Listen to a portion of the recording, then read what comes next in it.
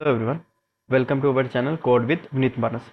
तो फ्रेंड्स, जो हमारी सीरीज़ चल रही है व्यू ट्यूटोरियल की, तो उसको आज हम कंटिन्यू करेंगे आगे। तो प्रीवियस वीडियो के अंदर हमने इंस्टॉलेशन देखी थी कि कैसे हम node JS and Vue JS को इंस्टॉल करेंगे। तो अगर आपको इंस्टॉलेशन के अंदर कोई भी प्रॉब्लम आती है तो आप हमसे कमेंट सेक्शन में भी आप पूछ सकते हो, तो उसका हम आंसर ज़रूर देंगे।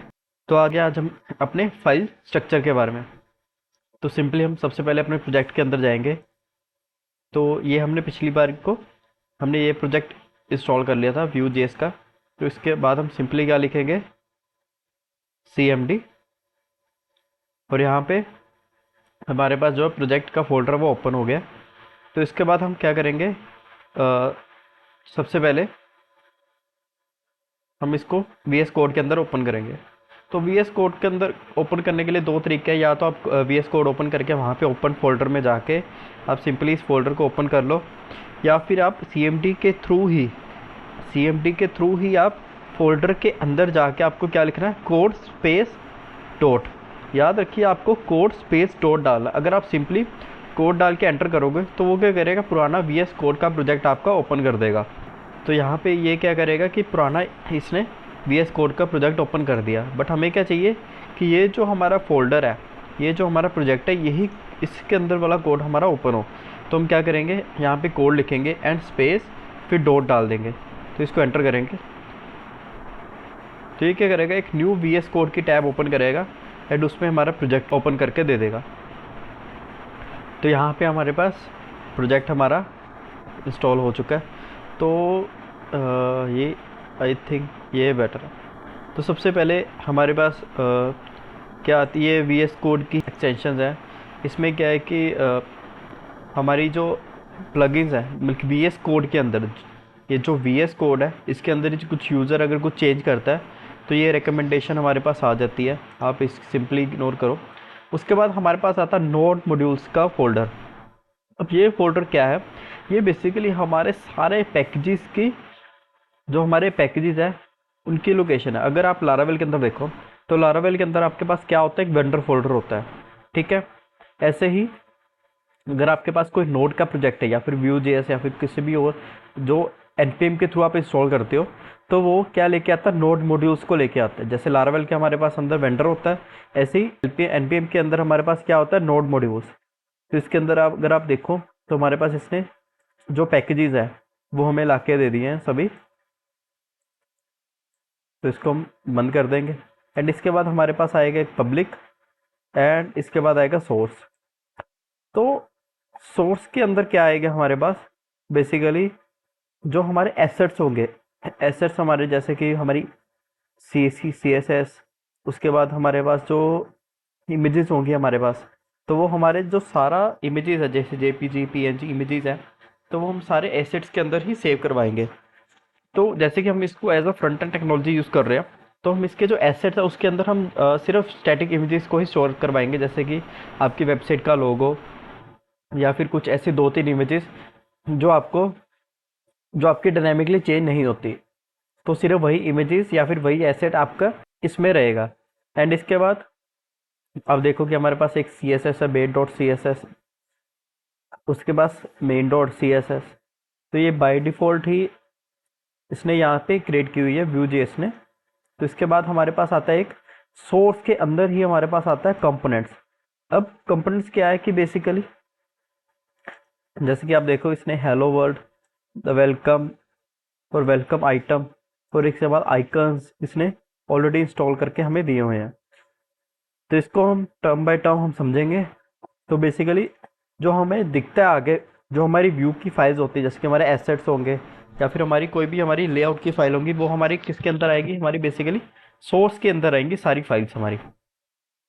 इसके बाद यहाँ पे अब राउटर जो है वो हम आपको वो आपको बताऊंगा भी कि कैसे हम खुद से भी हम राउटर को क्रिएट कर सकते हैं। तो वो भी बहुत इजी स्टेप है राउटर क्रिएट करने का।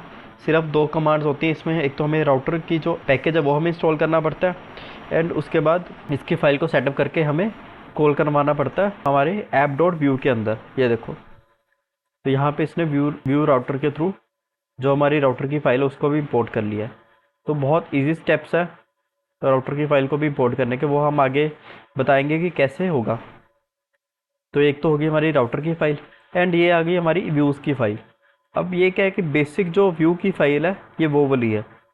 इसके अंदर हमारे जो हमें जो दिखती है फाइल्स, जैसे कि हमारे व्यूज़ की फाइल होगी या फिर प्रोफाइल होगी या फिर लॉगिन वगैरह के पेजेस, वो हमारे व्यूज़ के अंदर आएंगे।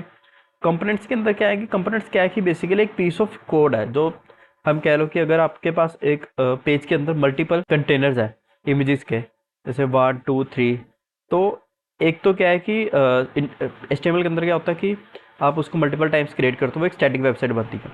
और अगर आप डायनेमिक बनाओ तो आप क्या करोगे, फॉर ईच के अंदर आप उसको कॉल करवाओगे। बट व्यू क्या कहते हैं कि आपको वो भी आपको लिखने की ज़रूरत नहीं, आप सिंपली क्या करो, कंपोनेंट्स के अंदर ही उसको डाल दो। एंड आपका सिर्फ आपने क्या करना है कि कंपोनेंट के अंदर आपको सिर्फ वो फॉर लूप का आपका जो वेरिएबल होगा आपको सिर्फ वो भेजना है, एंड वो कंपोनेंट क्या करेगा, आप सिर्फ उसको कॉल करवाना है, एंड कंपोनेंट आपको वो एकदम से जो आपके व्यू की फाइल उसमें आपको क्रिएट करके दे देगा। तो ये हो गया व्यूज, ये हो गया हमारे पास ऐप डॉट व्यू। अब आप देखो कि ये जो ऐप डॉट व्यू की फाइल है एंड मेन डॉट जेएस की फाइल है, तो ये बेसिक सबसे मेन जो फाइल होती है वो ये वाली होती है। ये क्यों होती है, क्योंकि ये देखो अब मेन डॉट जेएस है, अब ये फाइल रन होगी।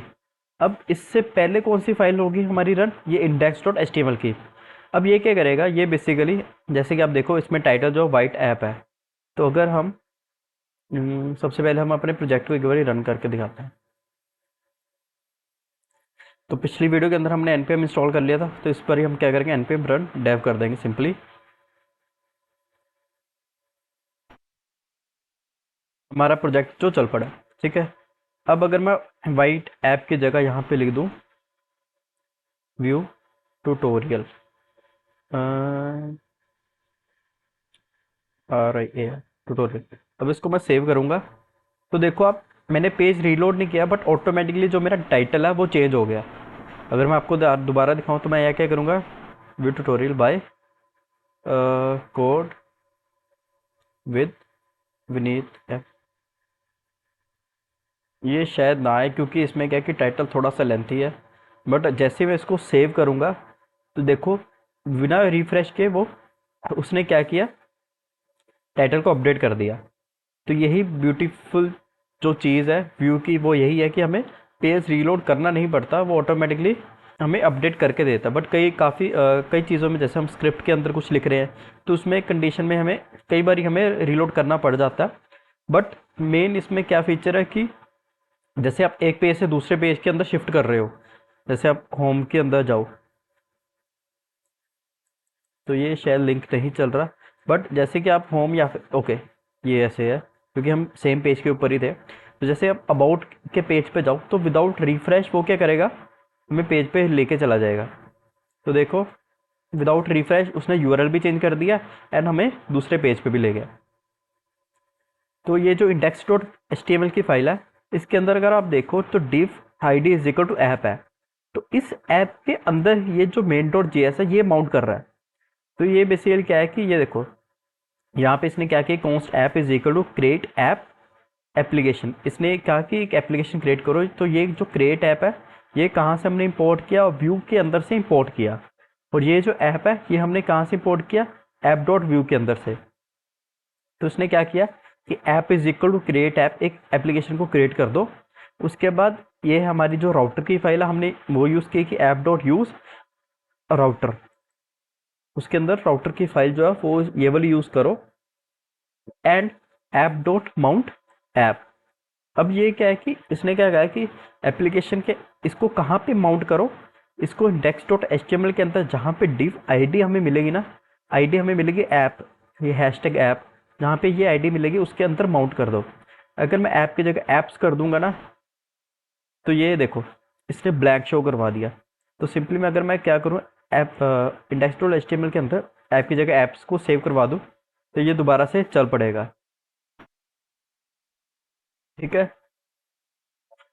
तो उसको हम दोबारा से कर देंगे इसे। तो ये हमारा जो है बेसिक फोल्डर स्ट्रक्चर है।